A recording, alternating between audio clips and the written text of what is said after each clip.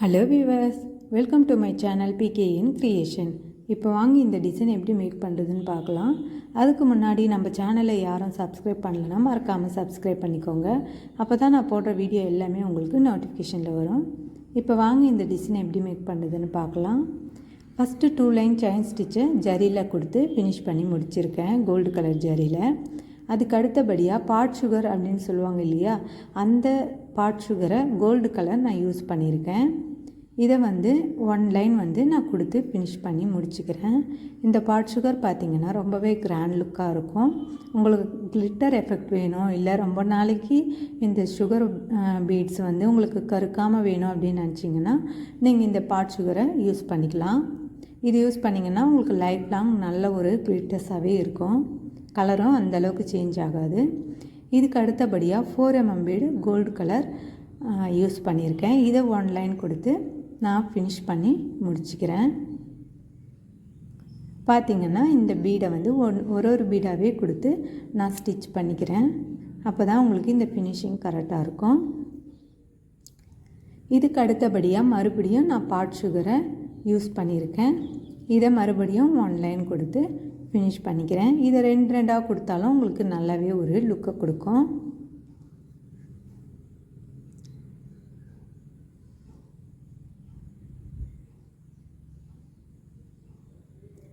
இது கொடுத்து முடித்ததுக்கப்புறமா நான் இந்த மாதிரி 1/4 இன்ச் அளவுக்கு நான் மார்க்கிங் பண்ணிக்கிறேன். இந்த மாதிரி ஒரு லைனுக்கு மார்க்கிங் பண்ணிவிட்டு நான் ஒரு ஸ்கேலை வச்சு மார்க் பண்ணிக்கிறேன். இது மார்க் பண்ணி முடித்ததுக்கப்புறமா நான் டியூப் பீடை யூஸ் பண்ணியிருக்கேன். இந்த டியூப் பீட் பார்த்திங்கன்னா இதுவுமே உங்களுக்கு லைஃப் வர மாதிரியான பீடு தான். இது கொஞ்சம் குவாலிட்டியில் பார்த்து வாங்கிக்கிட்டிங்கன்னா உங்களுக்கு ஒரு நல்ல ஒரு எஃபெக்ட் இருக்கும். இதை இந்த மாதிரி நான் கிராஸாக கொடுத்து ஸ்டிச் பண்ணிக்கிறேன். இந்த மாதிரி கொடுக்கறதுனால இதனுடைய லுக் ரொம்பவே சூப்பராக இருந்தது. இந்த மாதிரி ஒவ்வொரு பீடாக கிராஸாக கொடுத்து மேலே ஒரு ஸ்டிச்சு, கீழே ஒரு ஸ்டிச்சு, மேலே ஒன்று கீழே ஒன்று, இந்த மாதிரி ஜிக்ஜாகாக கொடுத்துட்டே வந்தீங்கன்னா இந்த மாதிரி உங்களுக்கு டிசைனில் கிடைக்கும். இதை 1 லைன் கொடுத்து நான் ஃபினிஷ் பண்ணி முடிச்சுக்கிறேன். இதுக்கு அடுத்தபடியாக நான் மறுபடியுமே பார்ட்ஸ், அதாவது கட் பீடை யூஸ் பண்ணியிருக்கேன். இது கோல்டு கலர் கட் பீடு. இது மீடியம் சைஸில் இருக்கும். இந்த கட் பீடும் உங்களுக்கு ரொம்பவே லாங் எஃபெக்டாக இருக்கும்.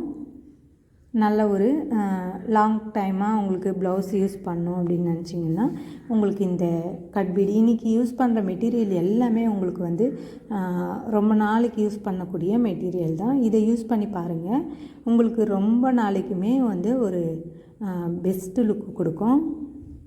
இதுக்கப்புறமா நான் பாட் சுகர் பீடை எடுத்துகிட்டு இந்த கிராஸாக கொடுத்தேன் இல்லையா டியூப் பீடில், அந்த இடத்துல ஒவ்வொரு கேப்லேயுமே நான் ஒவ்வொரு பாட் சுகரை வச்சு நான் ஸ்டிச் பண்ணிக்கிறேன். இது ஒவ்வொன்றுத்துக்குமே நம்ம எண்ணாட் போட்டு ஃபினிஷ் பண்ணுற மாதிரி தான் இருக்கும். இதே மாதிரியே நான் இந்த லைன் பூராவுமே நான் ஒவ்வொரு பாட் சுகரையுமே வச்சுட்டு எண்ணாட் போட்டு ஃபினிஷ் பண்ணிக்கிறேன். உங்களுக்கு ரொம்ப கிராண்டாக போட்டுக்கிறீங்க, ஆனால் மெட்டீரியல் கருக்குது அப்படின்னு நினைக்கிறவங்களுக்கு நான் இன்றைக்கி யூஸ் பண்ண மெட்டீரியல்ஸ் மட்டுமே யூஸ் பண்ணிங்கன்னா உங்களுக்கு ரொம்ப ஒரு 2-3 வருஷத்துக்கு கூட யூஸ் பண்ணுற மாதிரி ரொம்பவே கிளிட்டர்ஸாகவே இருக்கும். நீங்கள் பார்த்துக்கிற விதத்தில் இருக்குது. பாருங்கள், இது ஃபுல்லாகவே ஃபினிஷ் பண்ணி முடிச்சிட்டேன். இதுக்கப்புறமா மறுபடியும் ஒரு 1/4 இன்ச் அளவுக்கு நான் லைனை வரைஞ்சிக்கிறேன். 1/4 இன்ச்சை விட கொஞ்சம் கம்மியாகவே நான் ஒரு லைனை ட்ரா பண்ணிக்கிறேன். ட்ரா பண்ணிவிட்டு நான் பாட் சுகரை எடுத்திருக்கேன். இந்த பாட் சுகரை 3 சுகர் பீடாக எடுத்து நான் கிராஸாகவே ஸ்டிச் பண்ணிக்கிறேன். பார்த்திங்கன்னா அந்த லைன் இருக்கு இல்லையா, அந்த லைனுக்கு நீங்கள் அதாவது இந்த ஒரே ஈவனாக வரணும்னு நினச்சிங்கன்னா இந்த மாதிரி நீங்கள் லைனை போட்டுட்டு அதுக்கப்புறமா இந்த மாதிரி கிராஸாக ஸ்டிச் பண்ணிகிட்டே வந்தீங்கன்னா உங்களுக்கு ஒரு ஈவனான ஒரு ஸ்டிச்சுன்றது ரொம்பவே ஈஸியாக கிடைக்கும். பிகினர்ஸாக இருக்கிறவங்களுக்கு இது ஒரு நல்ல டிப்பாக இருக்கும். பாருங்கள், அந்த லைன் இருக்கிறதுனால நான் கரெக்டாக அந்த லைன்லேயே ஸ்டிச் பண்ணிகிட்டே வரதுனால அந்த ஷார்ப்னஸ்ன்றது ரொம்பவே நீட்டாக கிடச்சிருக்கு. இதே மாதிரியே இந்த லைன் பூராவுமே நான் இந்த மாதிரி லோடிங் ஸ்டிச்சை கொடுத்து கிராஸாக ஸ்டிச் பண்ணி முடிச்சுக்கிறேன். இந்த பாட் சுகர் யூஸ் பண்ணுறதுனால உங்களுக்கு அந்த கிளிட்டர்ஸ்ன்றது எப்படி இருக்குதுன்னு பாருங்கள். ஃபைனலாக உங்களுக்கு ரொம்பவே ஒரு நல்ல எஃபெக்ட்ன்றது ரொம்பவே ஈஸியாக கிடைக்கும்.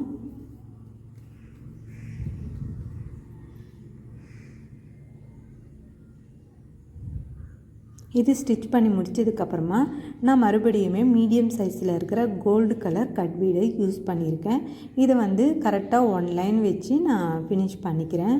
இதில் 2 பீடாகவும் கொடுக்கலாம். ஆனால் மோஸ்ட்லி ஒரு பீடாக கொடுத்தீங்கன்னா ரொம்பவே சூப்பரான லுக்காக இருக்கும்.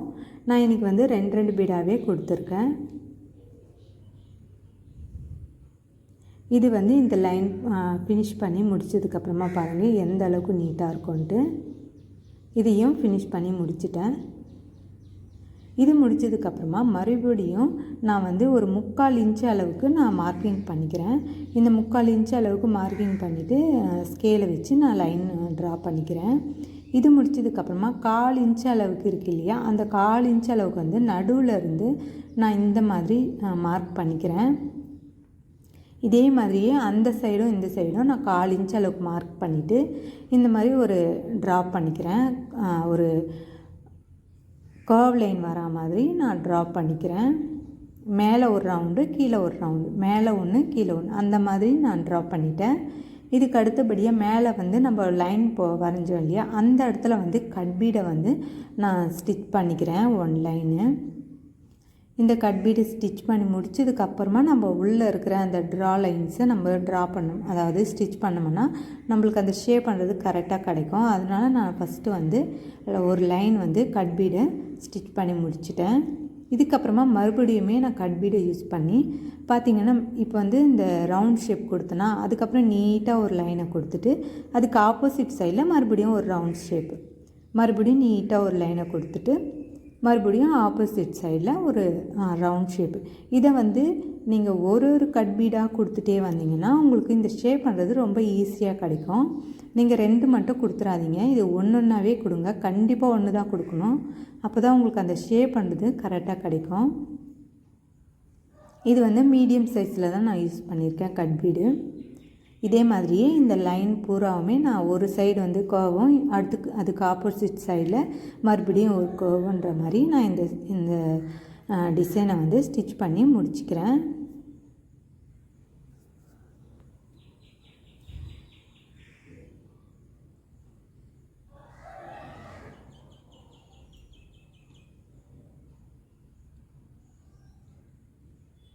நீட் ஃபினிஷிங்காக வேணும் அப்படின்னு நினச்சிங்கன்னா கண்டிப்பாக நீங்கள் ஒரு கட் பீடாக மட்டும்தான் நீங்கள் ஸ்டிச் பண்ணியே ஆகணும். இல்லைன்னா உங்களுக்கு இந்த ஷேப் பண்ணுறது கண்டிப்பாக மாறிடும். அதனால் ஒரே ஒரு கட் பீடை வச்சே ஸ்டிச் பண்ணி முடிச்சுக்கோங்க.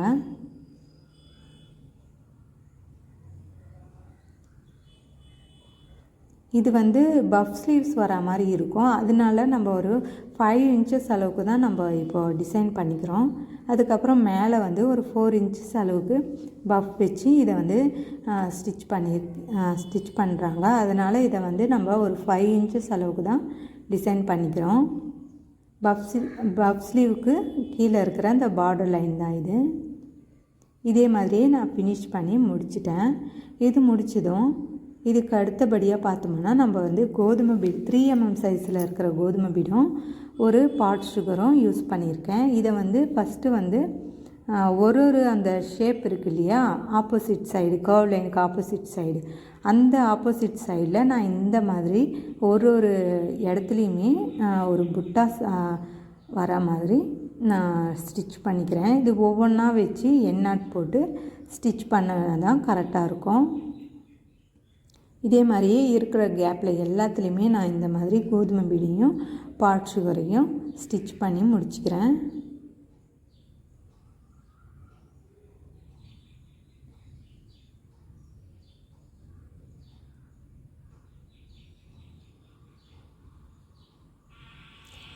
இது முடித்ததுக்கப்புறமா இதுக்கு அடுத்தபடியாக பார்த்தோன்னா நம்ம ஒரு எப்பயும் போலவே ஒரு 1/4 இன்ச்சு அளவுக்கு நான் ஒரு ஸ்கேலை வச்சு மார்க் பண்ணிக்கிறேன்.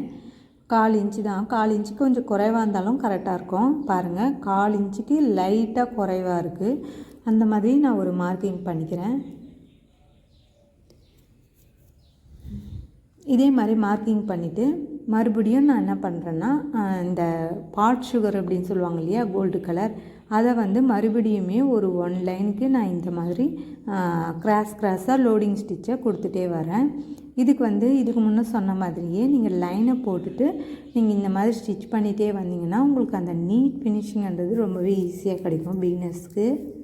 அதனால் நான் லைனை வரைஞ்சிட்டு உங்களுக்கு இந்த மாதிரி லோடிங் ஸ்டிச்சை பண்ணுறேன். இது வந்து இந்த லைன் பூராவே பண்ணி முடிச்சிடுறேன்.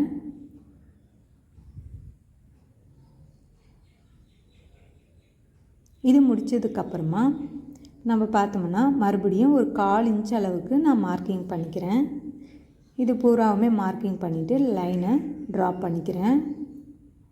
இப்போ நடுவில் இருந்து பார்த்திங்கன்னா நான் ஒரு 1/2 இன்ச் அளவுக்கு ஒரு மார்க்கிங் பண்ணிக்கிறேன். இந்த மாதிரி மார்க்கிங் பண்ணிவிட்டு நான் க்ளூவை ப்ளேஸ் பண்ணிக்கிறேன். நான் இன்றைக்கி வந்து ஃபிட்டிங் ஸ்டோனை தான் யூஸ் பண்ணிக்க போகிறேன். இந்த ஃபிட்டிங் ஸ்டோனை வந்து நீங்கள் லைட்டாக நீடிலுக்கு பேக் சைடில் க்ளூ அப்ளை பண்ணிவிட்டு அதை லைட்டாக டச் பண்ணாலே உங்களுக்கு கரெக்டாக இந்த மாதிரி நீடிலில் ஒட்டிக்கும். அதுக்கப்புறமா நீங்கள் இந்த மாதிரி ப்ளேஸ் பண்ணிக்கலாம்.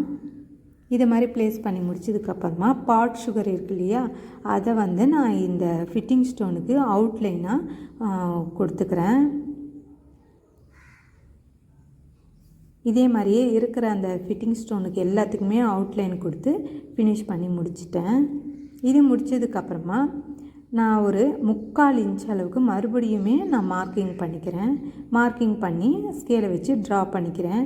நீங்கள் அளவெல்லாம் கரெக்டாக வச்சிங்கன்னா இதே மாதிரி எக்ஸாக்டாக கிடைக்கும். இப்போ வந்து 2 அந்த ஃபிட்டிங் ஸ்டோன் இருக்கு இல்லையா, அதுக்கு இருக்கிற கேப்பில் நடுவில் வந்து மார்க் பண்ணிவிட்டு இந்த மாதிரி கர்வ் லைன், அதாவது ஐ ஷேப்பில் நான் ஒரு ட்ரா பண்ணிக்கிறேன்.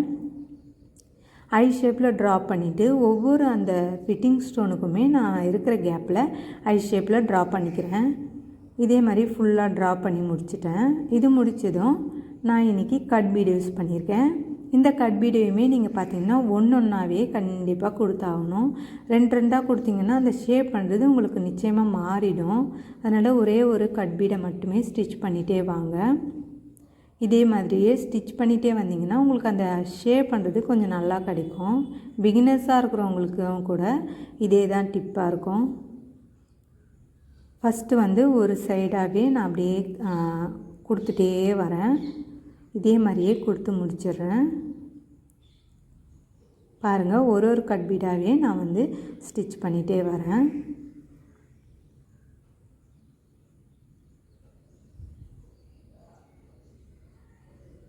இது ஸ்டிச் பண்ணி முடிச்சதுக்கப்புறமா பார்த்திங்கன்னா ஆப்போசிட் சைடில் மறுபடியும் அப்படியே கண்டினியூவாகவே கொடுத்துட்டேன்.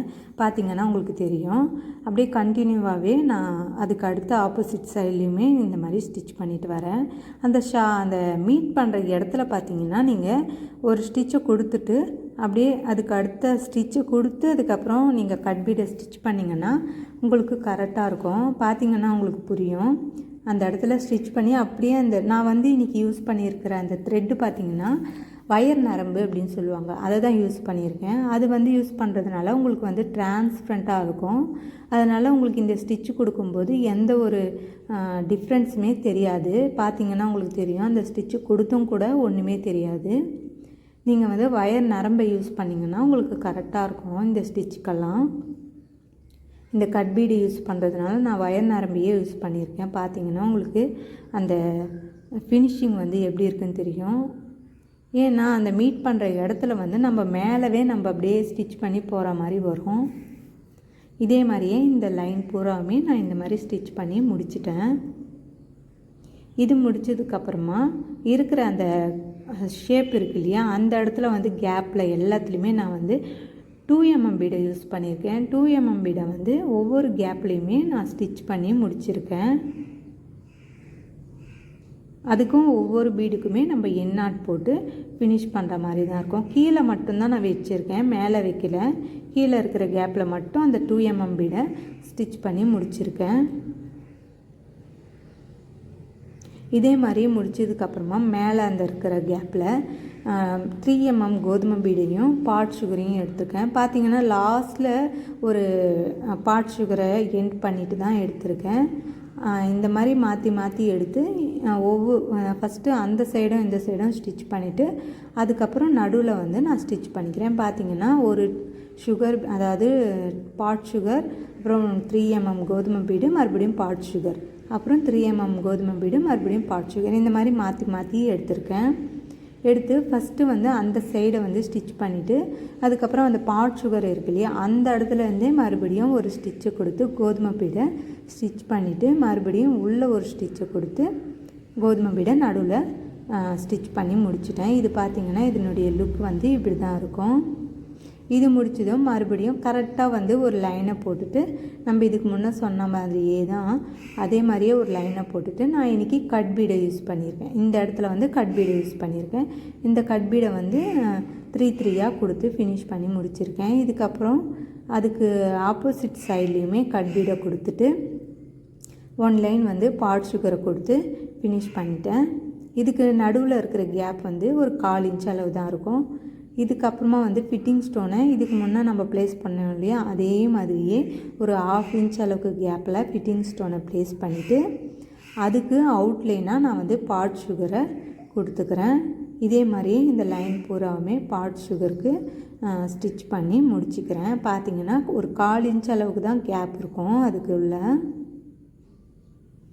இதே மாதிரியே இந்த லைன் பூராவுமே நான் பாட் சுகரில் ஸ்டிச் பண்ணி முடிச்சுக்கிறேன். இது முடித்ததுக்கப்புறமா மறுபடியுமே ஒரு 1 லைன் வந்து நான் ட்ரா பண்ணிக்கிறேன். 1/4 இன்ச் அளவு தான் கேப்பு. அதுக்கப்புறமா இந்த மாதிரி ஸ்டிச் பண்ணி முடிச்சதுக்கப்புறமா ஒரு லைன் வந்து ட்ரா பண்ணிக்கிறேன். ட்ரா பண்ணிவிட்டு அதில் வந்து அதாவது பாட் சுகர் இருக்கு இல்லையா, அந்த பாட் சுகரை வந்து நான் கிராஸாக இதுக்கு முன்னே பண்ண அதே லோடிங் ஸ்டிச்சையே பண்ணி ஃபினிஷ் பண்ணி முடிச்சுக்கிறேன்.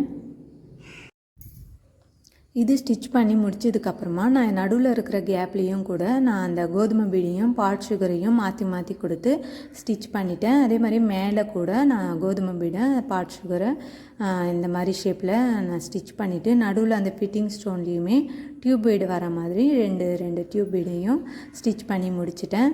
இதுக்கான லெஹங்கா டிசைனையும் இதுலேயே இருக்குது, பார்த்துருக்கோங்க. இதுதான் இதுக்கான ஃபைனல் லுக். இந்த வீடியோ உங்களுக்கு பிடிச்சிருந்ததுன்னா லைக் பண்ணுங்கள், ஷேர் பண்ணுங்கள், சப்ஸ்கிரைப் பண்ணிவிடுங்க. அப்போ தான் நான் போடுற வீடியோ எல்லாமே உங்களுக்கு நோட்டிஃபிகேஷனில் வரும். தேங்க்யூ ஃபார் வாட்சிங்.